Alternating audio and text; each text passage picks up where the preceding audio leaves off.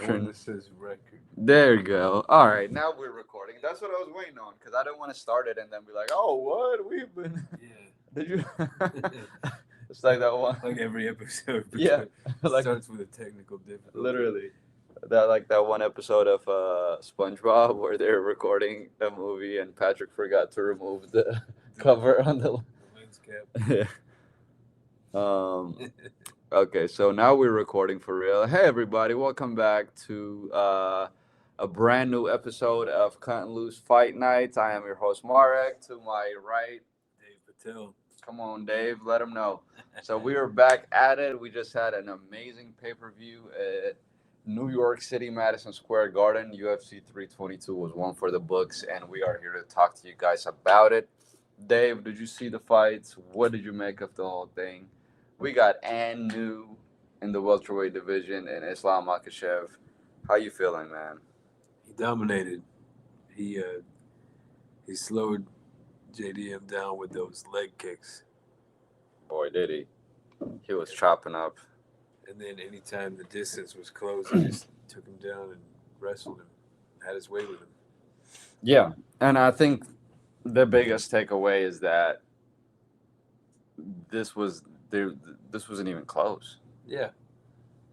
You You think know? moving up the bigger guy, the guy who was the welterweight champion and 15 pounds heavier, might put up more of a fight. Yeah. They were talking about how good of a striker he was leading up to the fight. He didn't show it. At all. And I mean, he even beat him in the striking because Right. he had him so worried about the takedown that Jack could not get his combinations going. And like you said, his lead leg was getting chewed up, so Right. his boxing was becoming less and less effective Yeah, as the rounds went He on. wanted to box with a wide stance, and every time he put his lead foot out there, he was Yeah. getting chopped up. Yeah. And it's like at this point, Islam might be goated. He might have surpassed Khabib with that one. Well, yeah, but saying that was Khabib goated. That's fair. I mean, That's fair. Who is to say who the goat really is? Some people say it was Anderson Silva. Some say it was GSP. Some say it was John Jones. Yeah. Some say Fedor. But does it differ from weight class? Yeah. And when we look back on the legacy, I think we'll say that Islam surpassed Khabib on Saturday because night. he moved up. He moved up. He was lightweight champion, then he moved up, and Khabib didn't do that. But Yeah. his dad died, and he told his mom he wasn't going to fight anymore, and he stuck to that. That's true. That he kept his word on that. I mean, he's training Islam, and he's bigger than him. He could have moved up if he wanted to, and he probably could have taken a belt. Yeah. Maybe two. He can do what he wants. And that's the thing, we'll never know because it's Yeah. always going to be a what if scenario with Habib. And I think Islam moving to welterweight, and I wrote down a few like takeaways from the card, and that was my biggest thing was like, all right, at this point, there's no debating that Islam is that guy. Yeah. And he cemented his legacy with becoming a double champ and doing it so easily. Like, sure, you can say he didn't get the finish, and there was an element of lay and pray, like in certain positions, like when he had him in like a side guard, like when he had Jack just kind of flat on his back and Jack wasn't getting up. Islam, people are like, why didn't he finish? And part of it is like, well, Jack is really good at defending those submission attempts. He was going for submissions, and they were being countered. Yeah.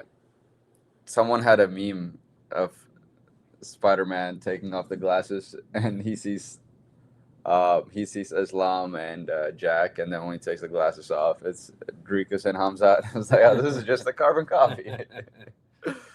That's just that fight over again.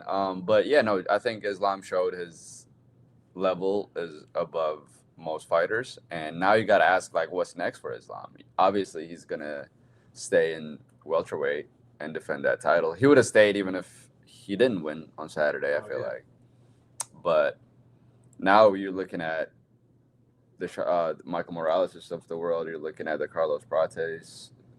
people are talking about Ian Gary versus Bilal, whoever wins that fight. What do you think?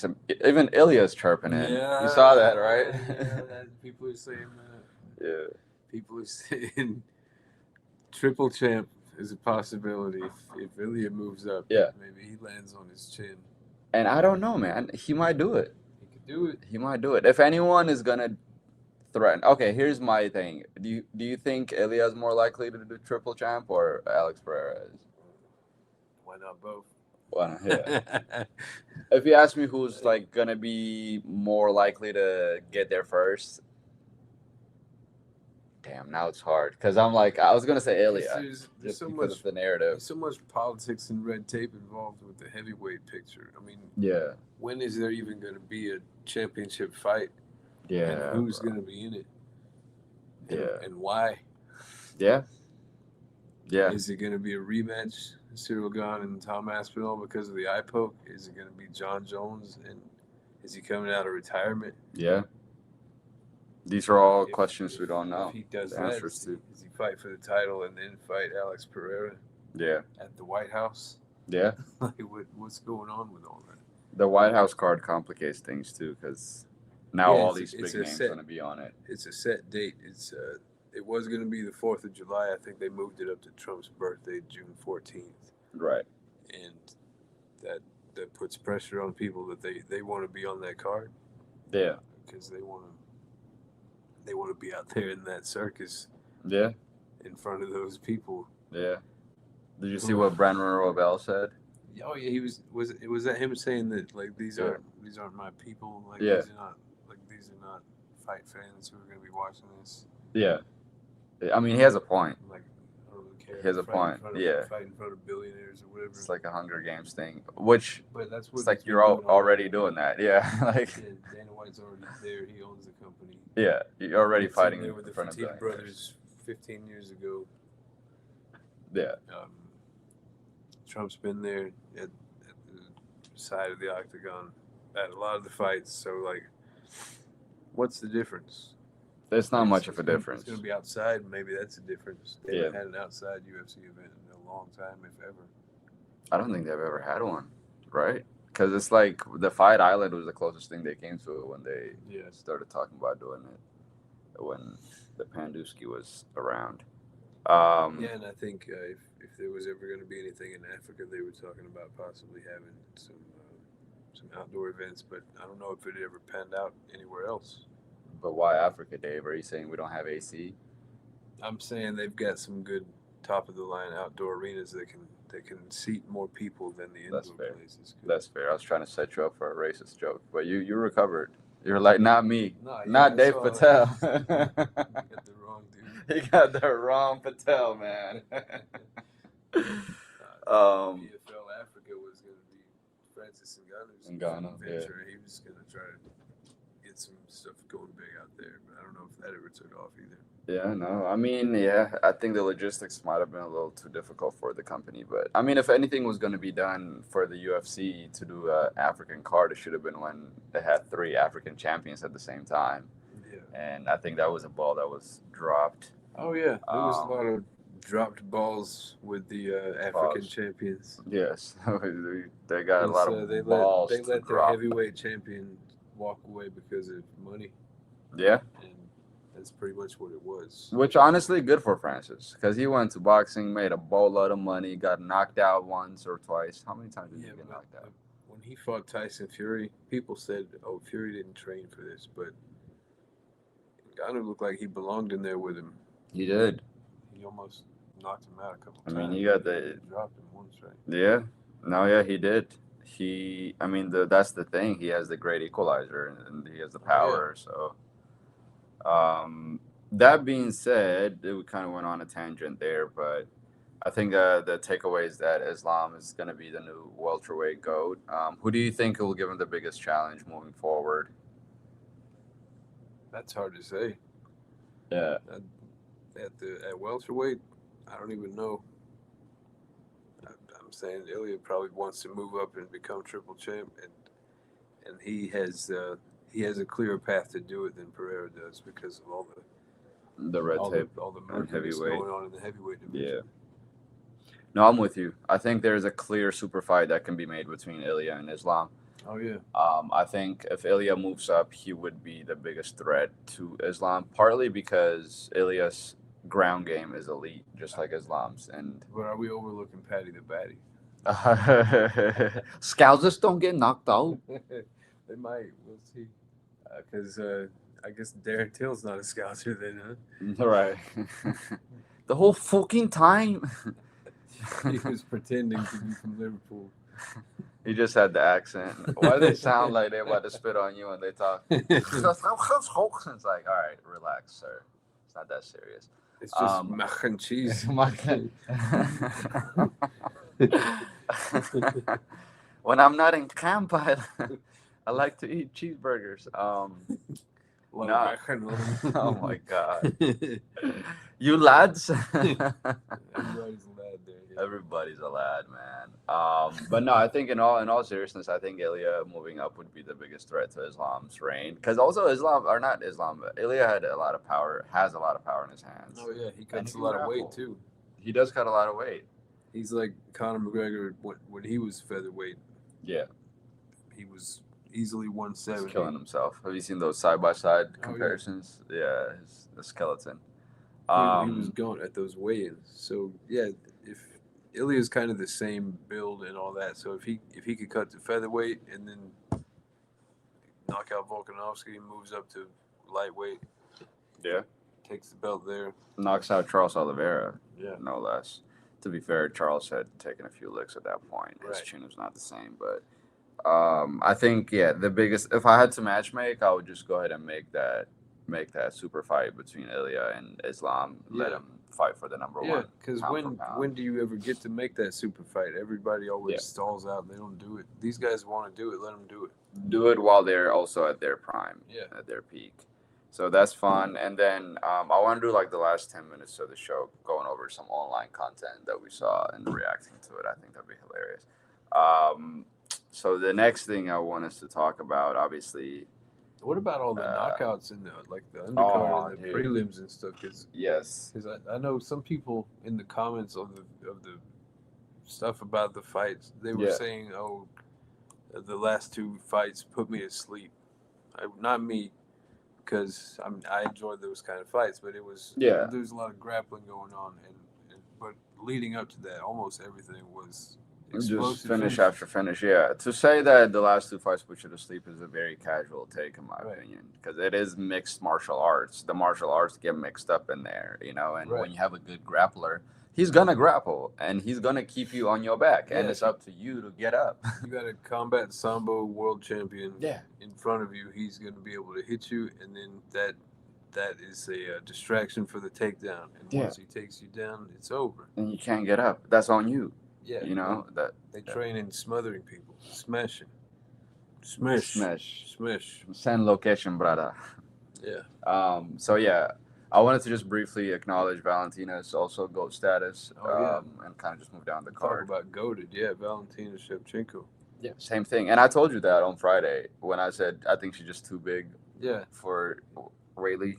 Yeah, there's reasons that there's weight classes. Yeah, man.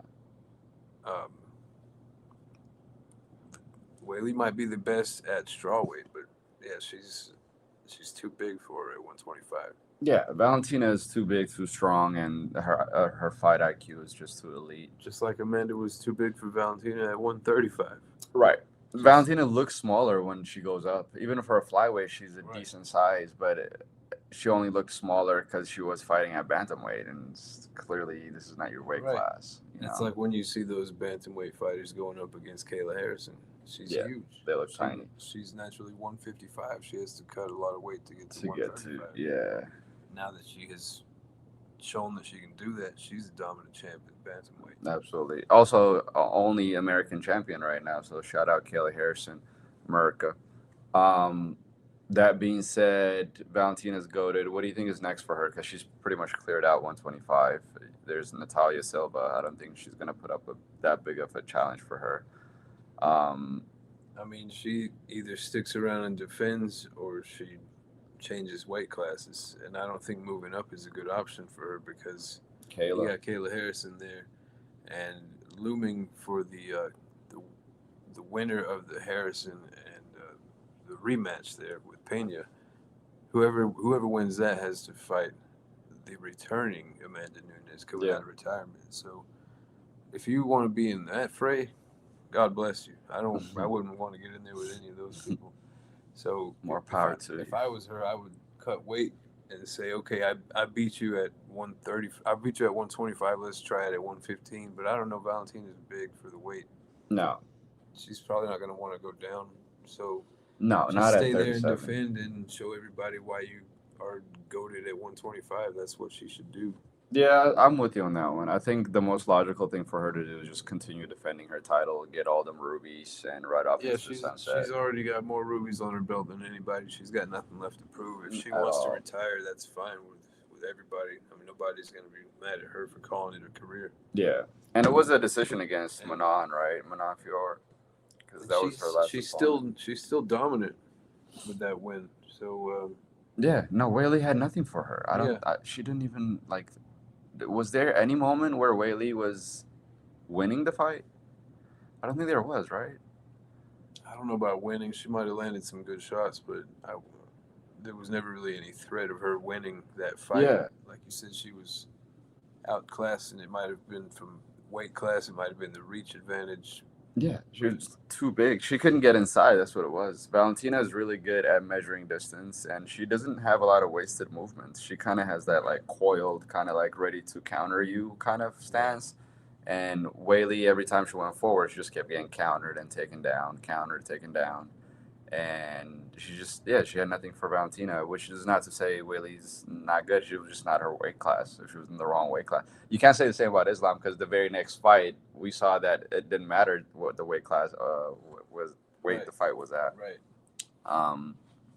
Maybe he spent more time bulking up. I don't know, but he showed that he belonged at welterweight. Yeah, that's Islam. That's his weight class. Yeah, Islam belongs in welterweight. I don't know who's going to challenge him there, because he's big and he's Dagestani. You don't take down those guys. You don't. Yeah. They're hard to take down. They're hard to Shafkat. defend against. Yeah. I think Shafkat enters the conversation. Yeah, that's the fight most to make. obvious. Yeah. But Shafkat is injured. If he can get back, but he needs one more before he fights for a title, I think, because he's been out for over a year. Yeah, but he was there before the injury. It was his fight. He was. He beat Ian Gary. He finished Jeff Neal. He's undefeated. He's had more knockouts than anybody in that weight. His finishing percentage is higher than anybody's. Yeah, he finishes fights. Dude's scary. The dude, and he's big. He's bigger than Islam. Who does he fight when he comes back from his injury as a tune-up before he gets to the I say, if you don't want to kill two contenders, I was going to say put him up against Morales, see who comes out on top. Wow. You know what I mean? That would be a banger. That's a title eliminator. Wow. You could do that. I remember what you said about Morales came true. That was a good prediction. What, him clubbing Sean Brady the way he did? You said he's going to go in there and he's going to do the thing, and your prediction was that he's going to do it because he is a fighter. He comes in there to fight. To hurt you. Didn't I say that? He comes in there to kill is what you said. I did, yeah. Because that's how he fights. Yeah. He fights with this, like, meanness. It's like... Yeah, he put Brady out. Yeah. And they weren't even, like, the best shots. He was, like, just clubbing him, like... It was all power. And that's kind of the opposite of what the approach of the main event, where Jack is technical. Every shot is like measured. Whereas Michael Morales was like, I'm going to hurt you now. There's nothing you can do to me. I'm too big for you to take down. And I forgot who was talking about it, but they were talking about the way Michael Morales stands. He looks like he was about to start twerking because he always has his hips kind of out. I mean, I saw a video of him on the street. Where's he makeup. From? Ecuador, yeah. He's from Ecuador. He's on the street in makeup and a dress or something. Imagine that guy being. I don't know what the customs are, but yeah, I don't know what team the guy plays for, but he's a hell of an ass kicker. He's a great fighter. Apparently, some kind of like New Year's tradition or something. I tried to read up on it a little bit. I'm not sure how accurate it is, but apparently the boys like to put on makeup and put on women's clothing and they go out in the streets to try to make people laugh. It's kind of like their I'm guessing celebration. if anybody makes fun of them for that, they get their ass They get kicked. their ass. Yeah, what are you gonna do? Make fun of that guy? What do you have a death wish? He'll knock you out and then twerk over your Yeah. own body. Can you imagine? You get knocked out, you wake up, some guy is shaking his ass. Oh hell nah. How do we end up here? What about BSD though? Bro. Okay, so let's do it. Can we do it in order real quick? Yeah, Okay. So we saw Carlos Prata. Okay, you're right. Let's start from BSD. You're right, because that's the fight started. The fight card started with an explosive banger of a fight. Because Beneil swept BSD's legs at the very beginning. Yeah, that kick. The kick took BSD it took him off his balance, and then he came up in a clinch, throwing uppercuts. No, it was left. He had him in the clinch with the right. Left hook. He hit him with 2 left uppercuts, and then he came over the With top the left of the left hook right behind the ear and just Then you dropped see it. He just face planted him. Face planted, and then gave him another while he was. One more to stop the fight. Benny protested that because he didn't know what was happening because he was out. And looking back, you'll know that the fight was over. But one like that to the side of your head really messes with your equilibrium, and he had none left. He was on his face. That happened to me once. Did I ever tell you? I was in a fight. I was playing soccer. Okay. I took an elbow to the temple. Yeah, it was. We were contesting for the ball. Some guy was. The details doesn't matter. Yeah. But yeah, you get hit on the temple, you will lose consciousness if you don't see it coming and you're not prepared for it. Yeah. You will definitely, most likely, will lose consciousness, and that's what happened with Benny. You saw him slumping, and then he came to. Just enough to protest, but it's like, bro, the fight is over. The ref saved you because he was going to eat a few more. Yeah, if he didn't stop the fight, Benny was going to be in the ICU that night instead of just the emergency room. He was going to be out. Because he probably went to the emergency room to get a CT scan at least because he's concussed after those hits. Yeah, that's. But if he would have been left for a few more seconds, it would have been intensive care for Beneil. Yeah, no, it was not, and it's he's not a spring chicken. He's a seasoned veteran, and at some point you got to hang the gloves up and go tend to your crops. Yeah, they were saying home waiting on you, man. They were saying on the broadcast that even though he has so much gray hair, he's only still in his 30s. Yeah, loud and proud. But no, Beneil has always looked like he was retired, even when he was like. Yeah. My brother had a whole head of gray hair when he was like 15. Yeah. That's just a genetic thing. Yeah, at the top, it was great. Like, some people go gray early. Point being, Beneil's been there, done it, and he's had a lot of moments where he thought he was going to be next up for the championship because he's been on win streaks a bunch of times. And, we've been around that long. These things start to happen. You start to lose more than you win. And, BSD was hungry. I remember I messaged you. I was like, he has his military buddies in the crowd. Yeah. You called it before it happened. Yeah, I told and again, if that fight kept going, I could see Beneil Dariush winning it. Yeah. But as soon as you said, his military buddies are there, he's going to win. He's going to go out there with a chip on his shoulder. With intention, He's going to go out there intensely. Yeah, and that's exactly what he did. Yeah. 16 seconds. 16-second KO is crazy. And then right after. Bet on that, then shout out to you. You won some money. Facts. I wonder what the odds were for BSD by knockout in the first minute or whatever. Yeah, the first 30 seconds or something. Yeah. The odds of that were crazy. Yeah. Speaking of crazy, because right after that fight was the Leon Edwards. Talk about what you were saying about the gray hair on Beneil and what is there left to prove. Leon Edwards has been the champ. He's been to the mountaintop. Yeah. I mean, you're a prize fighter, so you're fighting for money. That's what you have done. That's your living. But all life, yeah. But the goal of this was to become champion.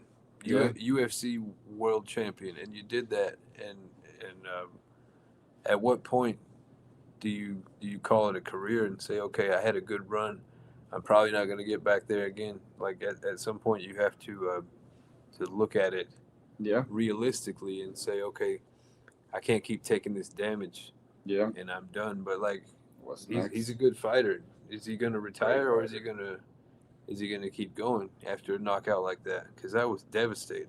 That was it. I felt for him because he fell straight back. He got sat down. This wasn't like a TK. Like he took a clean one on the chin, and he got hit through the guard. Like he had his guard up. Yeah, he had his guard up. He caught one through there, and then Yeah.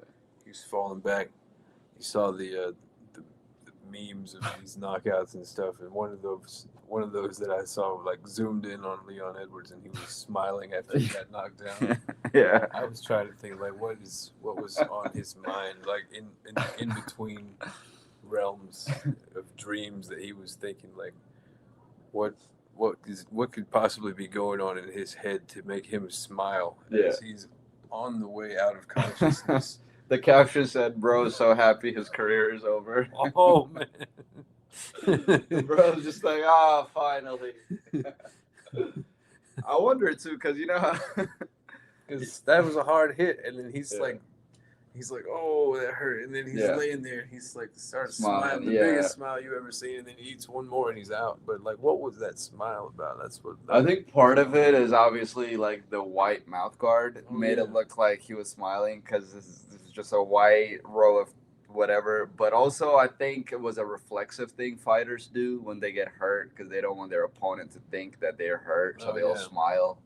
Like, oh, that was nothing. Oh yeah, and they'll say, "Oh, that was a good one. You got me. You really got me." And he really got you that one. You got you, bro. Headshot.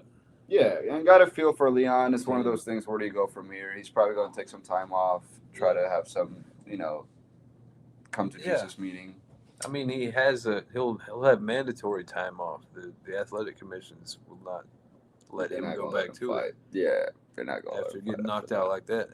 Half the people who fought that night are going to have some strong medical suspensions. Yeah. Speaking of, Rodolfo Vieira on the receiving end of a Bo Nickel knockout. Oh man, that was devastating. That head kick. Mm-hmm. Bo Israel Adesanya Nickel. knocking people out. I was saying the other day, man, watch out for Bo Nickel's striking because he's a world-class grappler, and that's the same thing we said about Islam, the same thing we said about Khabib. When you got the guys focused on the takedown, they're not watching the striking. Yeah. And when you saw that head kick right before that, right before Nickel threw that head kick, his opponent dropped his hands. Yeah. And the head kick just hit him like a bat right in the head. Went right through. Yeah. Yeah. It was a classic. It was a classic head kick finish that you probably did not expect it to come from somebody like a Bo Nickel, who's known for his ground game more so than the strikes. Yeah, so world-class jiu-jitsu, man.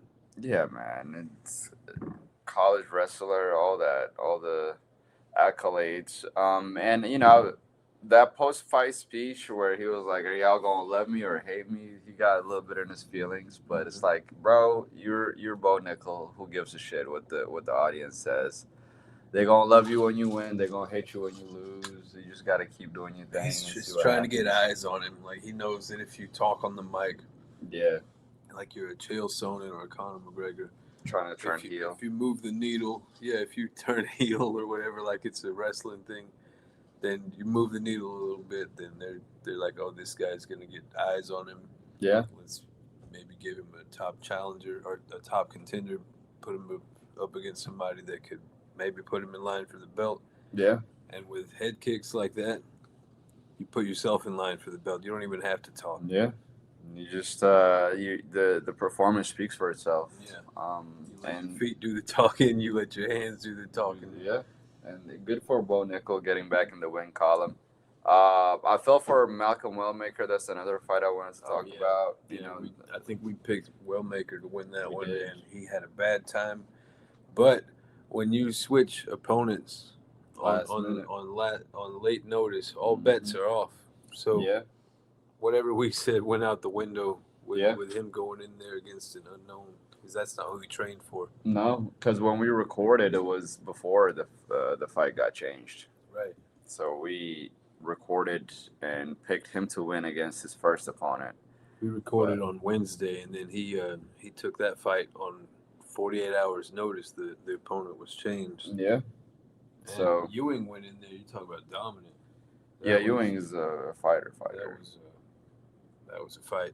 That was. I feel like that should have been fight of the night. I don't know who awarded bonuses to what, but I was watching and I felt like that one was going to be fight of the night because those guys were in there to scrap. I could see that. It was a back and forth fight, and Ewing's just a dog. Yeah. And I didn't realize he was a champion in a previous promotion before he came to the UFC. So he already had a little bit of momentum. He just wasn't as well known of a name as Malcolm was. And yeah, you got to feel for Malcolm. You know, he was undefeated going into the fight, so this will definitely be a lesson for him. And you know, he seems to be in decent spirits. He put up a post after saying that he let his fans down and this, that, and the third. So he's kind of going through it a little bit, but he'll come back. He's young, you know. You're talking about fans being let down. I picked Tracy Cortez to win, and Erin Blanchfield was she dog walked too much. Yeah, and the first round was pretty good, right? I can't even remember, to be honest. I feel like it was pretty close in the first round, but the second round, Blanchfield just ran away with it. Yeah, took her down and submitted her. It was a submit. Yeah, the ground game was just too elite for Blanchfield, so that was. Cortez has got good ground game, so that speaks volumes about Blanchfield's jiu-jitsu and her ground game. Her grappling is top notch. If she can do what she did to Tracy Cortez that, she's no slouch. Cortez is no slouch. Now Blanchfield's 14-2. Yeah. In the flyweight division, that's got to put her in the conversation for Valentina. Yeah. No, I agree. Because did she fight Fuhrer? I think she fought somebody. That Valentina has already she fought. She was scheduled to fight Macy Barber earlier this year. It was canceled. Oh, yeah. She got a decision over Rose last year, and she beat Manon Fiorot. So she beat Fiorot, right? Yeah. So I think she could be next up. She lost to Manon, I thought. She lost to Fiorot. Yeah, it was a decision. Yeah. It was a decision. So that's a Steve Harvey moment for you guys. Right. Miss Columbia. Announced the wrong winner there for a second. I could see like them doing a rematch between Aaron and Manon and give the winner to Valentina. Yeah. I could see that. That could work. You know what I mean? But yeah, man, overall I thought it was a great card. I enjoyed it thoroughly. Main card was full of finishes. I went Gerald Mearshart. Oh, GM3. Our boy. We both picked him, didn't we? I like that guy, man. Kyle was quick with it. Yeah, he was too much. Yeah, and 50-second submission. That was a quick one. Yeah, I didn't realize he was cut from the UFC and then came back after a couple wins. So Kyle has like a bit of a resurgence happening. Angela Hill. Yeah, we knew that was gonna happen. I mean they fed her to a hungry lion. Yeah, they did. Was it a finish or she lost? I mean, it was a decision. It was a decision, right? So that's 15 minutes. Yeah, that's 15 minutes, and it puts Angela Hill's record at 18-16. Oh yeah. That's a veteran. That is a veteran right there, and she's like 40 now, isn't she? She is 40. Yeah. Shout out to the 40-year-olds. Shout out to the veteran. She's still doing her thing. I am 40. Born in 1985. Come on, let him know, Dave. Yeah. Give me your social too. Yeah. I'll tell you where I live. I'll tell you where I work. I'll tell you where I'm gonna be. I'll tell you where I live. I'll tell you where I be at. Everywhere. I don't know. Yeah, I'll tell you where I stay. Helium Comedy Club. Yeah, I'll be at Helium Comedy Club. I stay on your mind and in your mouth. Come on, if you keep talking about me, then. Oh, in that way. Okay, yeah. That's not where my mind went. Pause. Wait a minute. Big pause on that one. No, I mean if they're talking about me, I'm in their mouth that kind of way. Yeah. Okay. So what I'm saying is keep my name out your mouth. Don't worry about where I'm at. Don't worry about it. Worry about where you're gonna be and where you're at. Send location, brother. Yeah.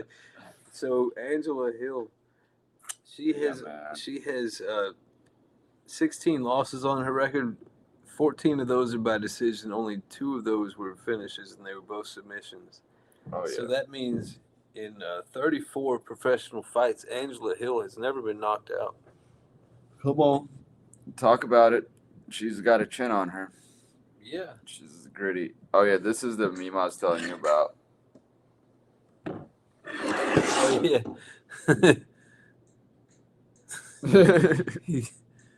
Those punches were doing nothing while he's on his back. Yeah. Somebody made an AI video of him smoking a cigarette while he's getting punched in the face. He's completely nonplussed by those punches. At all. This is my favorite one. Yeah, he just. We'll put it on the screen. Just riding off on a bike. Yeah. I didn't see that one yet. That's funny. AI. We'll put it on the screen when I This upload AI the stuff's episode. getting out of hand, man. AI is too crazy, and this is what you were talking about. Oh yeah. This is the guy who beat Sean Brady. Is that they're saying? Like if you see this dude on the street and you mistakenly call him the wrong word, that's some kind of a slur that somebody might use for somebody who looks like that. Yeah. Not me, of You're course, gonna have but a bad day. yeah, if you call him the wrong thing, if you call that dude out of his name, it doesn't matter if he's in a dress, he's gonna dress you down. Mm-hmm. You're gonna get throttled. That's what I'm saying. This dude's gonna knock you out. Just like Shout out Michael Morales. Just like he did the other night on Saturday. So we got a few minutes before I need to go. So what else can we talk about? Shit, you want to do a quick prediction of this weekend? Just run through it real quick in 3 minutes. Yeah, who we got coming around? All right, so this Saturday we have UFC Fight Night. Sarukian versus Hooker. I like Hooker. I know he's got a lot of losses on his records. Half as many as he does wins. He's got 24 wins, 12 losses. But Hooker's tatted up now. Yep. Hooker has a lot of tattoos. I don't know if that means anything for the fight, but it looks good. It does. No, Arman's a hell of a fighter. You don't need tattoos to be a fighter, and he's a tough challenge. I don't know, man. This is gonna be a tough one to call. Yeah, this is gonna be a tough one. Arman has elite grappling. His ground game is next level. He went the distance with Islam Makhachev early in their career. I think Dan Hooker's he's a rugged fighter. He never quits on himself. He's a great striker. He comes from a great team in City Kickboxing. But is the chin still there? We saw what happened with Michael Chandler. Yeah, he did get knocked out by Michael Chandler. And I mean, since then though, has he been finished since then by knockout? He's come back strong and tatted up. Yeah. That being said, give me Arman by decision. I think Arman's grappling will be too much for Dan. I saw they added tatted up Hooker to the video game. That's funny. Oh yeah, the update, the UFC 5. They I mean, he's got a lot of tattoos now. Yeah. What do you think, Dan or Arman? Arman. He's on his way up. Cool. Bilal or Ian? That's a close one to call. Bilal's a hell of a fighter. Yeah. He trains with those Dagestani guys. Coming off a loss. Coming off a loss, and Ian Gary only has one loss. Yeah. So Bilal's going to be motivated to give him another one. That's true. Bilal will be motivated. I think Ian will be too because he's close to the title shot. I say give me Ian by decision. I think he'll pop shot him and control the distance. He's a lot bigger and longer than Bilal. Yeah, I like Ian. I like his striking, but you can't sleep on his grappling either. Yeah. And he'll wrap you up. It's a 5-inch height difference too. Oh yeah. Bilal is 5'9", Ian is 6'2", with a 74-inch reach, 74 and a half. Volkan versus Alonzo. Volkan was Demir Alonzo Minifield. I like Alonzo. He's a he's a brute force. I'm gonna go with Volkan just because Volkan has had a resurgence lately. He's fought for the title before. Give me Volkan. Maybe even by finish. Jack versus... That's a bold prediction. Thank you. Jack versus Muktabek Orabai. Bless you. Right. Muktabek. Nah, I think that... How you say this dude's name? Muktabek Orabai. Yeah, that one. Yeah, I'm going with him too. Yeah. Muktabek is he's a beast. Jack just coming off a knockout loss to Gregory Rodriguez. It was a terrible knockout. Yeah, I think Jack's seen better days. Yeah, and this contender he's fighting is only 14-2 with 1 is that a no contest or a draw? Yeah. He's 14-2-1, whatever that means. It means that he's coming to fight, and it's going to be a hard time. He's a beast. For Jack to get his hand raised at the end of it. Yeah. Give me Mick the back. I don't know if it's by finish or decision, but I'm going him. Sergey Spivak versus Shamil Gaziev. Gaziev, yeah. What are their records? Has he beat anybody notable? You got 17-6 for Sergey, and he's had some bangers. He's had some good fights. Yeah. And Shamil is 14-1. So I'd say just based on that, he's probably going to have an advantage. He's coming off a knockout win, 3 minutes against Thomas Peterson. So he could do it again. So who you got? Spivak? No. Or Shamil? Spivak's going to have a hard time getting his hand raised there. That's fair. I'll take the opposite side. I'll take Shamil, or I'll take Sergey. I mean, yeah, Sergey's good, but we'll see. He's had some notable wins. He's got some submissions too, some quick ones. Yeah. Matter of fact, last minute change. I'm gonna change it back to Shamil. Okay. I just feel like momentum is on his side. Yeah. Alex versus Asu. Alex Perez, Asu Alamabayev. I don't know a whole lot about these fighters, but I'm looking at the last name. I see, what is that, Russian? Yeah. Yeah, I'm going with the Russian. Is he Russian? I think he's from somewhere near Russia. Oh, he's Kazakh. Okay, close enough. Yeah, that's close enough. There's mountains. Yeah. That's also where, what's his name is from, isn't it? Shavkat. He's a Kazakh fighter, right? Yeah. Who did they last fight, though? Because Alex Perez has fought some big names, hasn't he?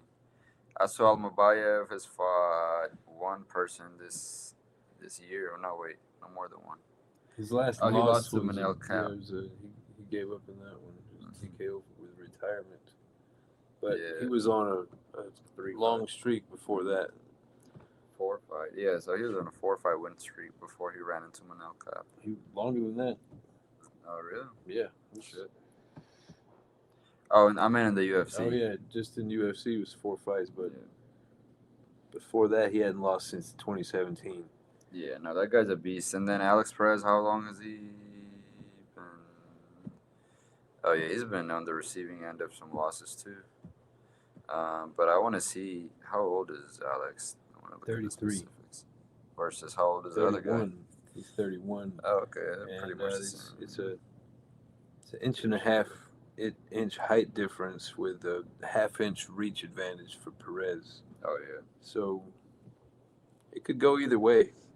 It's hard to call. Give me the Dagestani replica. Give me the guy from the mountains. Yeah, the mountain country. If the last name ends with V, they're from a mountain country. Yes. Take all my money. Yeah. All right, guys. This has been a great second episode. Thank y'all for joining us. We'll be doing this as much as we can and humanly possible. Dave, any parting words before we say goodbye to the lovely people? I'm looking at the prelims, and what I said before holds up. There's a lot of guys whose last name ends with a V. They're probably from mountain countries, so probably go that way with your money. Heck yeah! If you're betting, right? Bet on the guy whose last name ends with a V. This is not financial advice. No, I'm not. Bet against everything I say. That's the way to do it. That's how you win. Do not listen to Dave. Usually, if I say they're gonna win, they lose. Bet the other way. Unless they got a beard with no mustache, their name ends with an EV. Yeah, if their last name ends with a V, they have this beard, no mustache, and they're from a country with mountains and it's cold. They wear like a furry hat to the octagon. There's your pick. That's usually your guy. There you go. You've heard it here. Tune in to Can't Lose Fight Nights. We're going to be doing this, like I said, as much as we can with these fights coming up. And this has been our post show for UFC 322. Thank you guys so much for joining us, and we are out. Cutting loose.